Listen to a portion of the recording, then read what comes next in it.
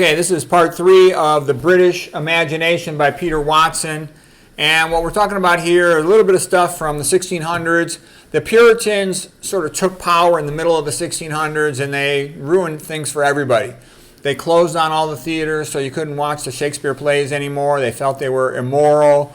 They tried to censor all writing to get rid of rhetoric and take the emotion out of it. They want everything to be boring. They want to make sure that nobody's having fun. The Puritans stink, okay? So just to give you a sense of what was happening in the mid-1600s, here is the Westminster Assembly in 1644 where the Puritans were discussing church policy, and they're always making rules for people, okay? They're a pain in the butt.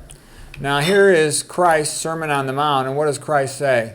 He basically says, be nice to each other, give each other the benefit of the doubt, forgive each other, try to get along, help each other. Okay? That's good message. And that's the same through all the Christian sects. And that's the most important thing. Who cares about the other little minutiae details? All right, so then I just let you know, because here's this guy Cromwell. And Cromwell was like one of the most evil people who ever lived. He was a Puritan. So that's what I'm trying to say. It's not real religion. Okay, Christ said be nice to each other. Cromwell just went around bumping people off. He was totally opposed to the Roman Catholic Church. He went into Ireland and he would just randomly kill people. He killed, like in one city, he massacred 3,500 Irish people in Drogheda. Okay, in Wexford. He just bumped off another 3,500 people. And he would torture them first. He would just brutalize them. Okay, so, you know, I'm half Irish, and I can tell you, if you're Irish and you don't hate Cromwell, then you're an ignoramus. Some people should be hated. He just randomly tortured all these Irish people and killed them, okay? He publicly banned Catholicism. He would burn priests. He'd kill and burn priests. So he's not a religious man. He's an evil devil pretending to be a religious man, okay? If you're a religious man, you don't just kill people, okay? And then he took 12,000 Irishmen and he sold them into slavery, okay? So this guy's a piece of crap, Cromwell, all right? Now, the Restoration was when the Stuart family of kings was put back into power. So that's the Restoration of the Stuart line of monarchs, okay? So Charles I was the monarch who had been bumped off by the Puritans. And then Cromwell was in power for a while. And then, okay, King Charles II then took power again in 1660, okay? The Stuart family kind of had strong Catholic leanings, and later on, you know, Parliament was much more Protestant, and they pushed then for the so-called Glorious Revolution in 1688. When William of Orange kind of came in, the Stuarts were pushed out, and England became much more Protestant, and they banned Catholics in a lot of things. So there had previously been, after, you know, King Henry VIII was the initiator of all this Protestant Anglicanism, then there was a little bit of, you know, Queen Mary of Scots, and a little bit of back and forth with the Stuart family, and then finally, 1688, Catholics are just pushed down pretty effectively long term with William of Orange and the Protestants, okay? So that's just the baseline, okay? Now we'll get into more of the cultural stuff, because I really don't care too much about that sort of stuff, but it was just something that we had to establish. So here's a guy named John Dryden. He was a real famous writer and poet and playwright. And he ended up writing about 28 plays. He was sort of like a big celebrity of Restoration theater. What's interesting about him, too, was in order to get along, he wrote praising eulogies of Cromwell and was supportive of the Puritans when they were in power, even though he was really a monarchist. And when the monarchs came back into power, he praised them. And so Jonathan Swift would make fun of him a little bit. Later on, we're going to see Jonathan Swift was related to him. But he's got some good things about Dryden. What's good about Dryden? Why am I even showing you him? He was trained in debate, so he was good in, like a good debater can see both sides of an argument well. And so this helped him to become very good at writing literary criticism. Samuel Johnson had called him the father of literary criticism. Let's see, what else? And that's one thing too. If you have your kid like in high school, sign them up for the debate team if there's a debate team, because they'll learn a lot. Because I mean, in life you're constantly having to argue about things and sell your point of view or persuade people. So it's very valuable information. Okay, here's some good quotes of Dryden. He lived from 1631 to 1700. He said, "They can conquer who believe they can. We first make our habits, and then our habits make us. I am wounded, but not slain. I will lie a while and bleed a little, and then rise to fight again. Okay, so that's a great quote. You know, in life, it's a marathon. You're going to get knocked down. You're going to get injured, but you have to get back up and do the best you can.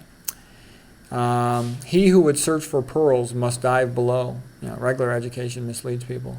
Repartee is the soul of conversation. All right, so that's Dryden. I'll show you just another picture or two. Oh, here's debate. You know, this is the famous debate between John F. Kennedy and Nixon. And, you know, it gets kids to dress up, speak in front of an audience, prepare, and see how the strategies went, and that's valuable for the rest of your life. Okay, here's one of the books of Dryden. He translated Virgil's Aeneid into English verse. And so again, you're seeing neoclassicism. Neoclassicism was very big in Europe in the 1600s and the 1700s, which means praising the ancient Greeks and Romans as the highest standard. And that's how it was, and that's how it is. Okay, just briefly, this one architect, John Vanbrugh. Okay, he looks a heck of a lot like Dryden, same portrait artist.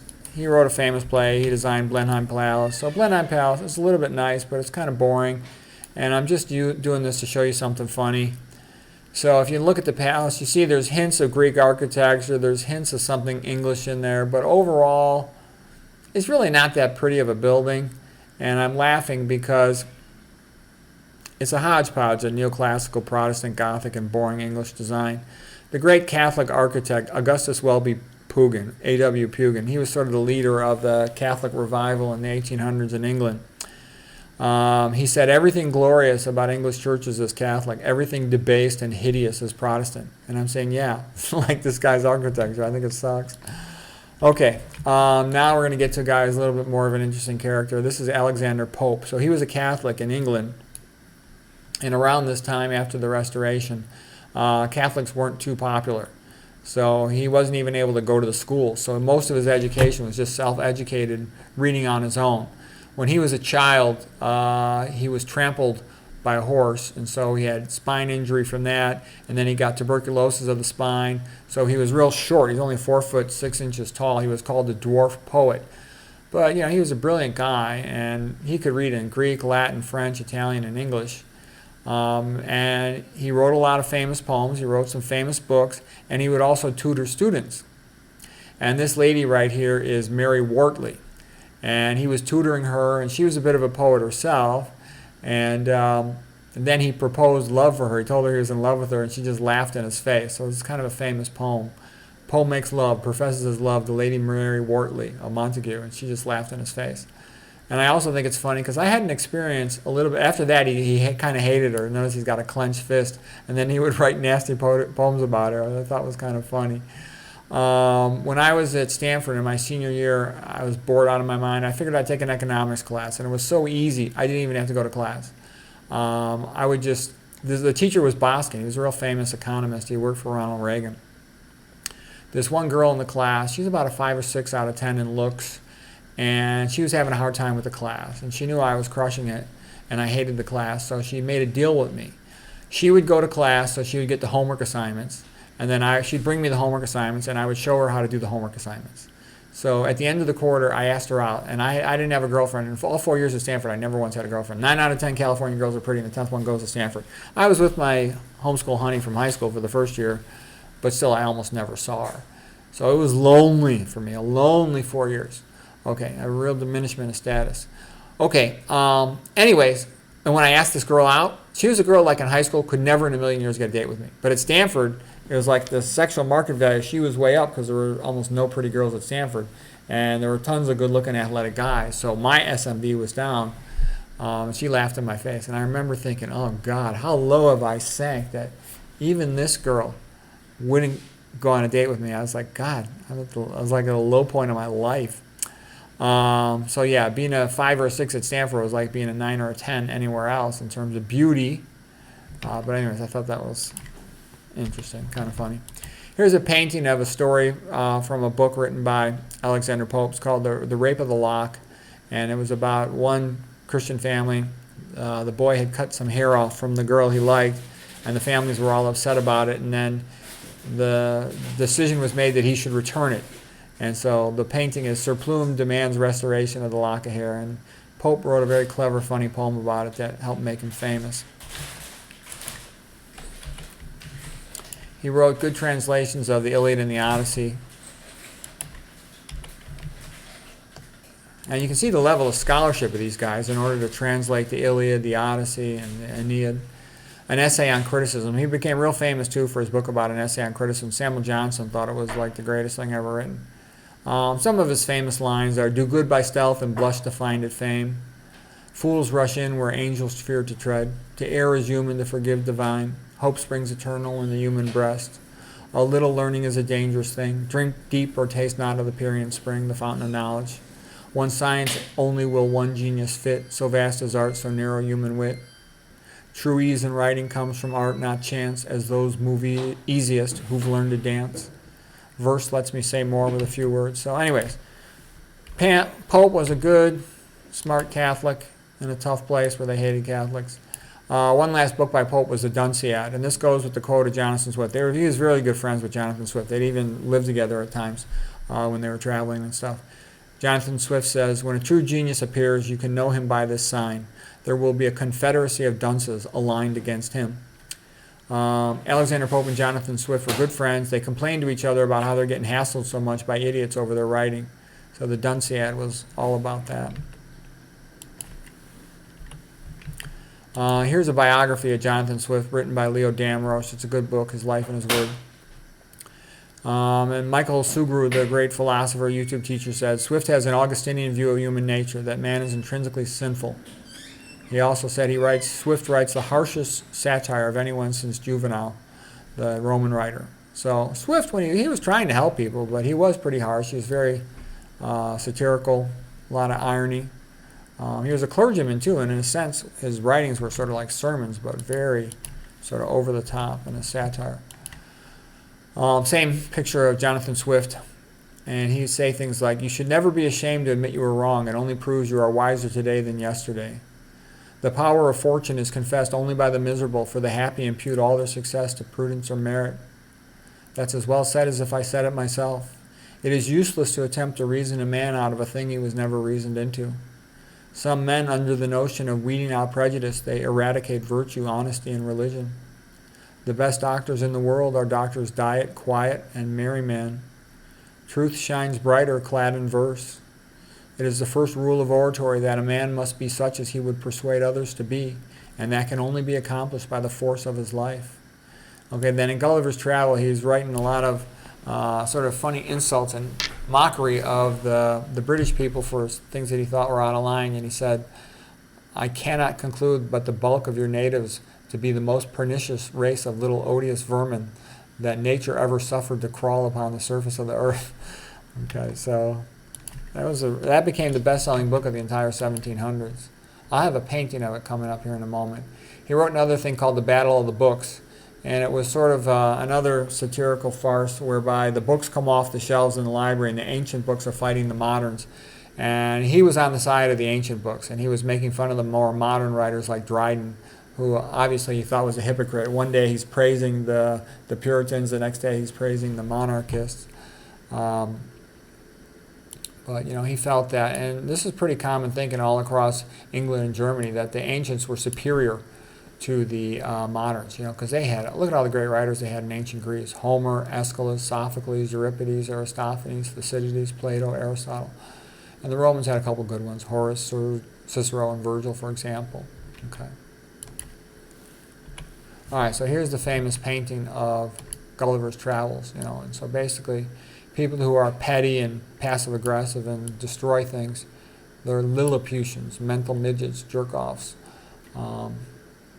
Rather beautiful painting there.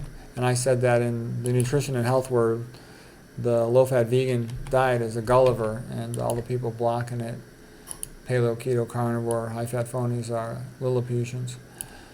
Okay, here is a modest proposal where he talked about the way to solve the starvation and hunger problem in Ireland would be the poor should sell their children to the rich and have them eat them as a delicacy. So it's kind of a crazy over-the-top statement, but he was making the point that they were deliberately neglecting and abusing the poor. He wrote another book here that was pretty famous, pretty funny, A Tale of a Tub. And A Tale of a Tub is based on the idea of God the Father was dying, when he was crucified on the cross, and he was going to leave an inheritance to his 3 sons. The first son was Peter the Catholic, and he made him a coat of all these. He made him a coat, and by the way, he gave them each a simple coat. But the Catholic took their coat and they added all these fancy ribbons and tassels, meaning like focused on money, and they were corrupt and materialistic. The next son was Martin Luther, but he made him an Anglican like Protestant. And he would cut off parts of the coat, just like Martin Luther would cut out parts of the Bible that didn't agree with everything he wanted. So he's just making his own Bible and then still saying it's the inspiration of God. And then Jack stood for, John Calvin's Calvinism. And he took the jacket and he tore it into pieces, destructive fanaticism. And the point of it all was that instead of practicing simple Christianity, being nice to people, they were distorting it all for their own personal private gain. And that was an abuse. The tub was just a joke on the idea that a lot of street preachers would take a keg of beer, a barrel of beer, and use it as their podium to speak. And then I thought the book was quite funny, so I wrote my own book. I wrote a nutrition book called A Tale of Two Toes in a Hot Tub. It was comparing patients about ones that know what to do to get better and the other ones that don't, like the typical patient. And this is my funniest book I've ever written.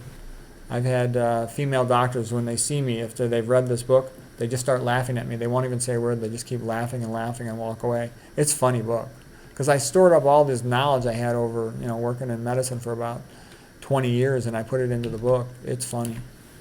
My guy friends loved it. So anyways, that's what I got. I hope you found that helpful.